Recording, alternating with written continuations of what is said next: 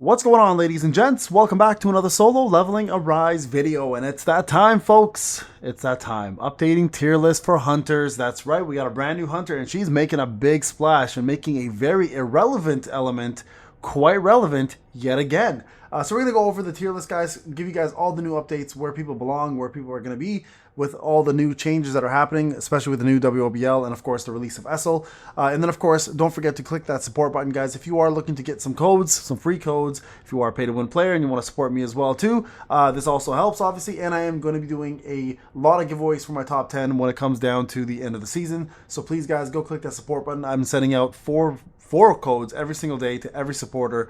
So if you have not done so, guys, go check out my tutorial video on how to claim those codes. Get yourself on there. Plus, if you are a top 100 supporter, you get a free roll in Discord. Plus, you get yourself a shout out all the time. And at the same time, you get yourself a chance to win a $100 gift card every single season.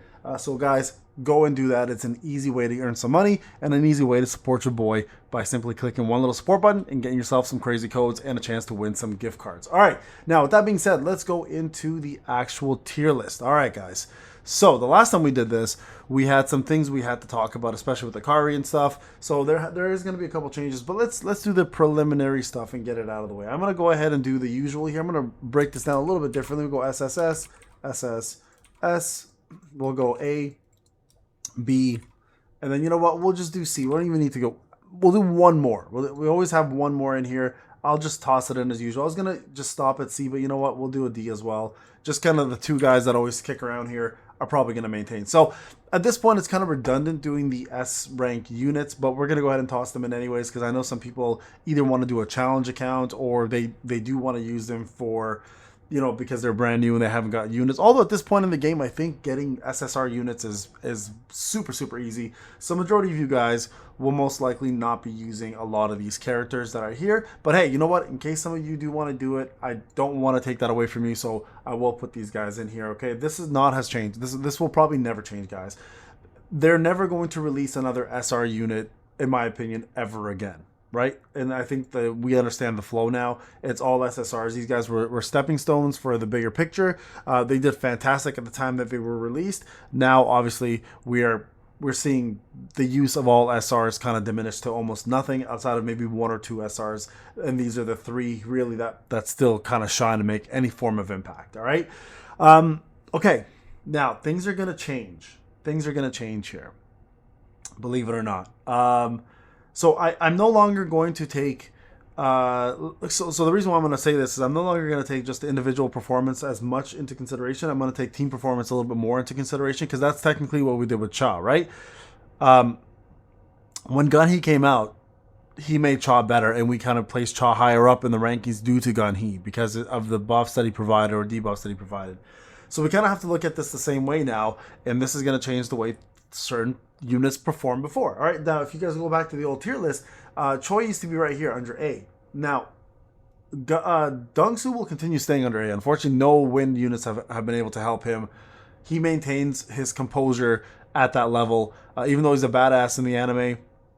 At the moment, in the season 2 that's coming out, he has done piss poor performance and continues to do piss poor performance here. Now, Choi was actually next in line here. He no longer will be in the A section because thanks to a certain unit that just came out, she has now propelled him to do way more damage. So Choi now will actually take a step up until we see even more performance out of him. And if we do, we'll talk more about that in the future. Okay, so Choi will now sit here. Beck will also sit here in front of Choi, maybe behind Choi. It really doesn't really matter where. I think they're both fairly equal in what they do now. And the reason why Beck is up now to S as well is because he is now being actually semi-decent performer in the guild boss. Now, when I say this, you have to have heavy investment into him for him to actually do really well. But nonetheless, he is actually doing much better. And the buffs that they provide him are useful. Sa, unfortunately, continues to go down. You know what? I'm going to throw Sa in here at this point. There's just no use for water, right? So someone's got to take the spot. And I'm going to throw Lim in here as well. I'm going to make this a little more critical now. So I think this is how it's going to work out a little bit. Sa might still be doable up here, to be honest, because of being the only real good water breaker for a while, but we don't have any use for water, so I'm gonna drop her down, and we'll see, maybe her stock will rise up again. Okay, and then when it goes down to The other S spot here, it's going to belong to Gina. Now, Gina actually may get a step up. We'll see. But right now, she does belong here because we have a lot more love showing from the newest support for fire than we do for Gina. So technically Gina's not a necessity anymore, but she still may play a vital role when Kanai comes out. So we're going to keep her here as a placeholder for now. She may go up to SS. We'll see. Well, it's all going to come down to the DPS. All right. Now, next up in line, we're going to throw in. So Yusuin's actually going to take the top spot here at this point for this area. I'm going to put Emma back up here as well. I think Emma still deserves to be in this spot. Lee Bora continues to always be here, in my opinion, only because of her support skills. She does bring really good DPS if you have her built with insane amount of crit. And I mean, heavy investment of that. So she does require quite a bit of investment. Wu will continue to be up here. And then Hansimi, I'll still put here. Okay? And I think Hansimi is going to go more like this right here. So I think this is how this list is going to look now. Especially with Fire now kind of taking the forefront of things, that list is now growing to have more people now. The other one here I'm going to throw in here is Akari. Listen, one of the biggest disappointments for me was that I really thought she would shine in WOBL, and it was the complete opposite. No, well, okay, I take it back. It wasn't the complete opposite. She does do well as A5 in WOBL, but it is heavy investment, and you could do an A3 min, like my A3 min, to finish WOBL as a free-to-play player. So you can see right away the impact is not as impactful as I wanted it to be. Sorry, I'm using a double word there, but that's the truth. All right, so that is going to be the list there. Min will go back. Actually, no, I'm going to throw SM back up here. He still deserves to be on top of that for a dark DPS. He still is a really good dark DPS when built correctly. Min's going to take a little step up, I think. We're going to put Harper here. I'm going to put Charlotte here just because dark really doesn't have a spot right now. And I mean, if we were to go to like order, I think that would be it right there, because Harper, I think, might have a bigger role now with the breaking capabilities that she have versus the fact that there's really no dark usage at the moment that I can think of outside of POD and maybe Guild Boss, but Guild Boss really doesn't have that dark day there right now, right? So keep that in mind. And then we have ourselves the rest of the list here. Okay, so I'm going to put Min here. All right, Min will sit there. This is where it's going to get tough, guys. Okay, so Cha will... Oh, so no, Cha. Alicia. Alicia will go right there for now. Actually, no, Alicia will probably go... Yeah, right about there. Again, no use for water yet. Still the best water unit, just no use for it yet, right? So let's talk about the rest. Cha here. Yeah, Cha there. I'm going to put Meilin next. Just again, because she's universal, but for now, this is a tough one.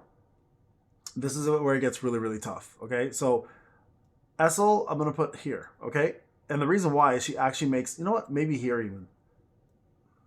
Because not even Meilin can do what she does, which is make the fire team viable. But then she only provides that mostly to the fire team.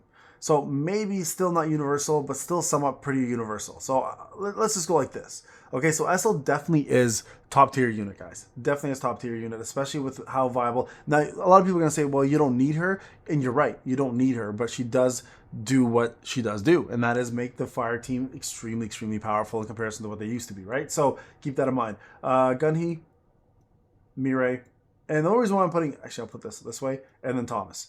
There you guys go. That's the full setup. So for Esil, guys, honestly, I'd say when it comes down to being behind the two top supports, she's number 3 right now, especially for the fire team. If you take fire team out of the equation, she will fall behind, I'd say, right over here. Behind Min. I almost want to do this. Yeah, I almost want to do that maybe. Let's go with that right there. Yeah, if you don't have a fire team, I think she'd go over here, maybe even behind Cha, maybe even further back. Because she does still, even though her Prey of the Week does provide fire damage, she also does damage increase. Plus, she's a pretty decent breaker. And she has pretty good DPS. So overall, I think if you use the fire team, she definitely falls right here. Without the fire team, I'd say maybe even put her all the way at the back here. But she still is a top tier SSS unit at the moment. And honestly, POD, she's very good.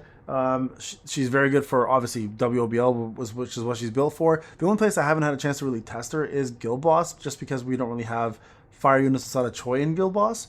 but that's going to take some testing with you now being set up properly and having her in the team to see if the fire DPS actually does shine fairly well. All right, folks, there you guys go. Hope you enjoyed the tier list. Let me know what you guys think. I'll see you guys in the next one. Take care.